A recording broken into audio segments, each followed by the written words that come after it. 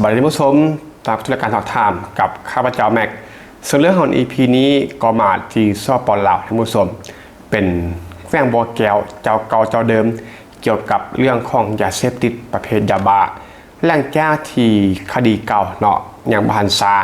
ประมาณวันที่21หรือว่า21เมษายนที่ผ่านมาก็บ่ได้วัดเนาะที่ว่ามีการยึดยาเสพติดประเภทยาบ้าได้20 ล้านเม็ดซึ่งนั้นก็เป็นเรื่องใหญ่ระประเทศในขณะเวลานั้นแต่ว่าผ่านมาบ่ได้วันล่าสุดก็เป็นบ่อแก้วอีกครั้งแต่ว่าครั้งนี้ก็เป็น10 ล้านเม็ดซึ่งก็หลายพอสมควรบ่น้อยหน้ากันเลยเนาะ10 ล้านเม็ดอัดแน่นอยู่ที่รถ Toyota Fortuner ท่านผู้ชมตามภาพประกอบนี่เลยแต่ว่าความแซ่บของเคสนี้ก็คือผู้คนยาเสพติดนั้นได้ใส่ปลายฟ้าท่านผู้ชม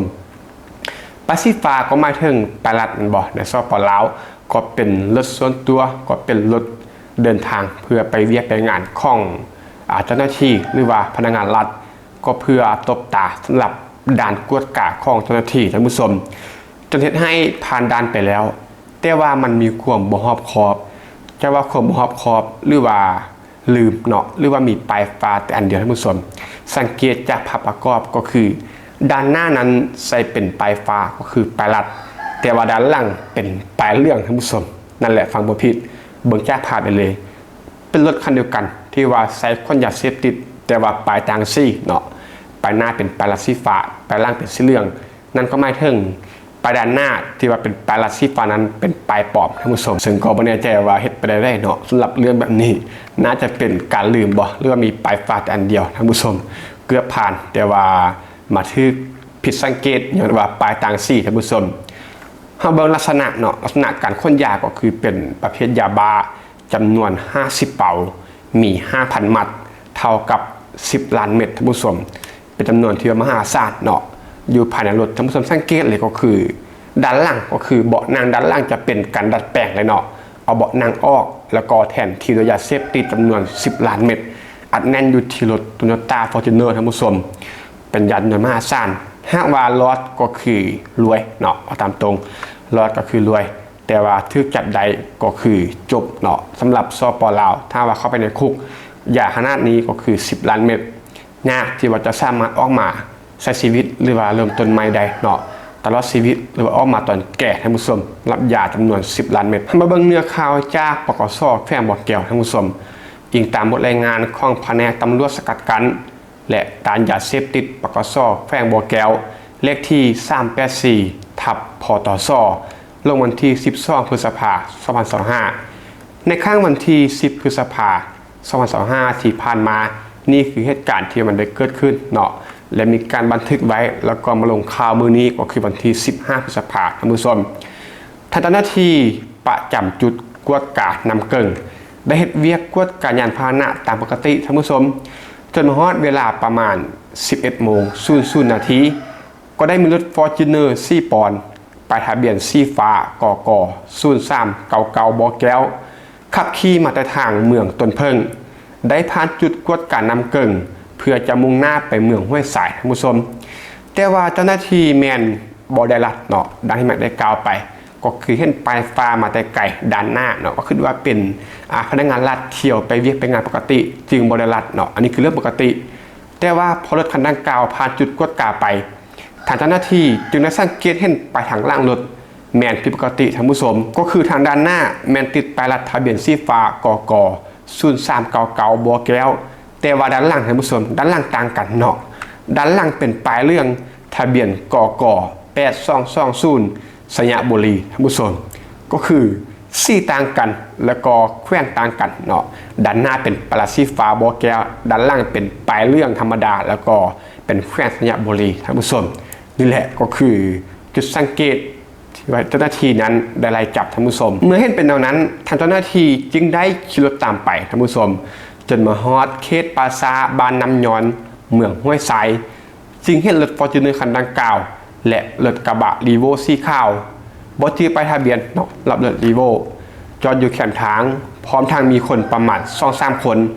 ลงจากรถเพื่อมาเปลี่ยนป้ายทะเบียนรถ Fortuner ท่านผู้ชมทางเจ้าหน้าที่จึงได้ลงจากรถเพื่อไปกวดสอบเนาะก็คือลงกวดรถเพื่อไป ลงรถไปกดสอบกดกาเบิ่งแต่ว่ากลุ่มคนดังกล่าวแมนได้แล่นขึ้นรถแล้วก็ขับรถหนีไปท่านผู้ชมนี่คือความผิดปกติแล้วเนาะในการหลบหนีเจ้าหน้าที่ทางเจ้าหน้าที่จึงได้ยิงปืนใส่จำนวน2 นัดแต่ว่าพวกเกี่ยวบ่จอดดังนั้นเจ้าหน้าที่จึงได้ขี่รถตามไปจนมาฮอดส้นขั้วบานป้าเหงารถฟอร์จูเนอร์แมนได้เลี้ยวเข้าไปทางบ้านนำแลส่วนรถกระบะรีโวนั้นแมนได้แล่นขึ้นไปทางเมืองห้วยสายก็คือรถ2 คันแมนได้แยกทางกันท่านผู้ชมเจ้าหน้าที่แมนได้ขี่รถตามรถฟอร์จูเนอร์ไปท่านผู้ชมรถ2 คันแยกกันเนาะก็คือรีโวกับฟอร์จูเนอร์เจ้าหน้าที่นั้นจึงได้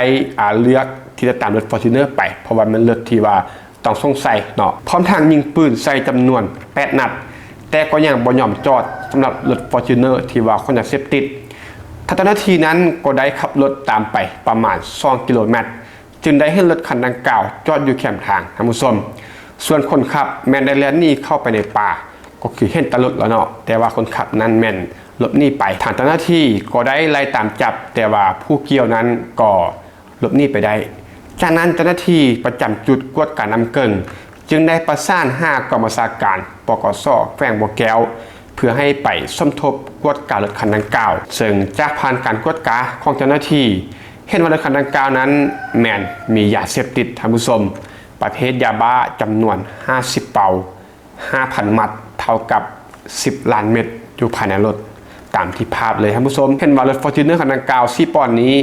มีป้ายทะเบียนแมนกก8220สระบุรีเนาะก็คือเป็นป้ายเรื่องปกติส่วนป้ายทะเบียนสีฟ้ากก0399แขวงบ่อแก้วนั้นแมนเพียงแต่เอากาวซ่องหน้ามาติดทับใส่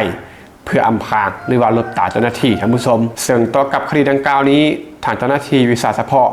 ผมดำเนินการสืบสวนสอบสวนเพื่อขยายผลหาผู้ร่วมขบวนการในการค้าขายยาเสพติดในครั้งนี้มาดำเนินคดีตามระเบียบกฎหมายท่านผู้ชมก็ประมาณนี้เนาะสำหรับเรื่องราวการยึดยาเสพติดได้อยู่ที่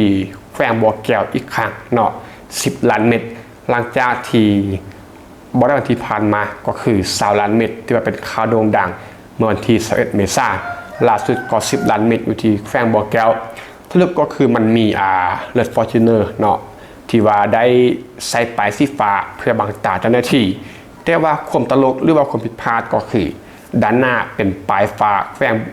บ่อแก้วแต่ว่าด้านล่างเป็นป้ายเรื่องแขวงสยามเนาะรถคันเดียวแต่ว่ามี2 ป้าย2 สีต่างแขวงท่านผู้ชมด้านหน้าก็เพื่อตบตาเจ้าหน้าที่เนาะว่าเป็นรถของพนักงานรัฐเที่ยวเรียบปกติแต่นั้นเจ้าหน้าที่นั้นก็จึงปล่อยให้ผ่านด่านไปปกติเนาะเพราะว่าถ้าว่าบ่มีข้อผิดสังเกตหรือว่ามีเนี่ยสงสัยอย่างก็บ่มีอย่างเนาะก็ผ่านไปปกติแต่ว่าบังเอิญก็คือเจ้าหน้าที่สังเกตเห็นทางด้านล่างเนาะก็เป็นปลายเรื่องจึงได้มีการนำจับเนาะและมีการยิงสกัดกันก็บ่จอดสุดท้ายก็ทิ่มรถฟอร์จูเนอร์ไว้เนาะสำหรับผู้ขนยาแต่ว่าผู้ขับหรือว่าผู้ขนยานั้นบ่เห็นเนาะคือหลบหนีเข้าป่าไปก็ยึดได้รถคันนึงแล้วก็ยาเสพติดตามจำนวนที่แม่ได้กล่าวมาเนาะยึดได้รถก็จะติด10 ล้านเม็ดท่านผู้ชมก็สมเสด็จทางเจ้าหน้าที่เนาะที่ว่าสามารถสกัดกันได้ถ้าบริษัทนั้นนี้จำนวน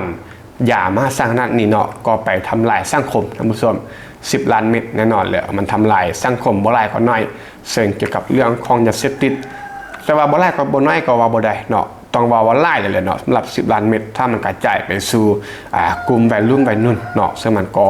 เป็นโตที่ว่าปรากฏการณ์ย่อท้อสำหรับสังคมเนาะอันนี้ก็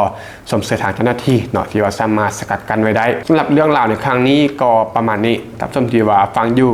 มีความเห็นเอาได้ก็เต็มที่คอมเมนต์ได้เลยเนาะ EP นี้ก็ต้องขอบคุณทุกท่านที่มาสมัครฟังพบกันใหม่ EP ต่อไปขอขอบใจ